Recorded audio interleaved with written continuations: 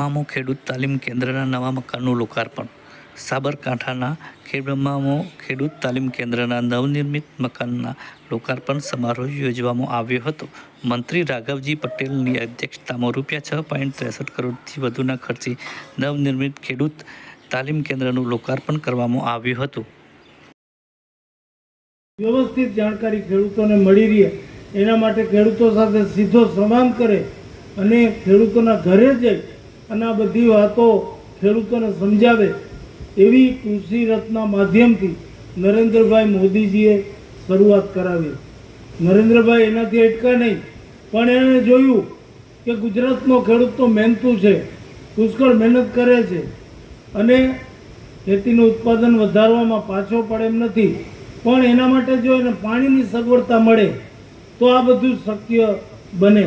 અને આપ બધા જાણો છો, નરેન્દ્રભાઈ ઝડપથી નર્મદા યોજનાનું કામ પૂરું થાય, સરદાર સરોવર ડેમ ભરાય એના માટેના પગલાં લીધા. વડાપ્રધાન બન્યા પછી 17મા દિવસે ડેમના દરવાજા બંધ કરાવ્યા અને ડેમ પૂરો ભરાવ્યો.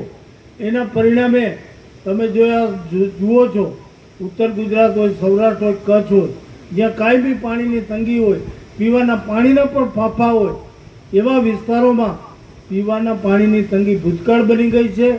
અને અધૂરામાં પૂરું સૌની યોજના, સુજલામ સુફલામ યોજના જેવી યોજનાઓ દાખલ કરી નર્મદા ડેમનું ચોમાસામાં ઓવરફ્લો થતા પાણીનો સદુપયોગ થાય એના માટે 1 લાખ મિલિયન એકર ફૂટ ઉત્તર ગુજરાત, એટલું જ પાણી સૌરાષ્ટ્ર અને એટલું જ પાણી કચ્છને ફાળવી અને સૌની યોજના અને સુજલામ સુફલામના માધ્યમથી આ યોજના કાર્યાન્વિત કરી અને અત્યારે એ યોજનાનો લાભ લગભગ ગુજરાતના સૌરાષ્ટ્ર, કચ્છ અને ઉત્તર ગુજરાતના વિસ્તારોને મળતો રહ્યો.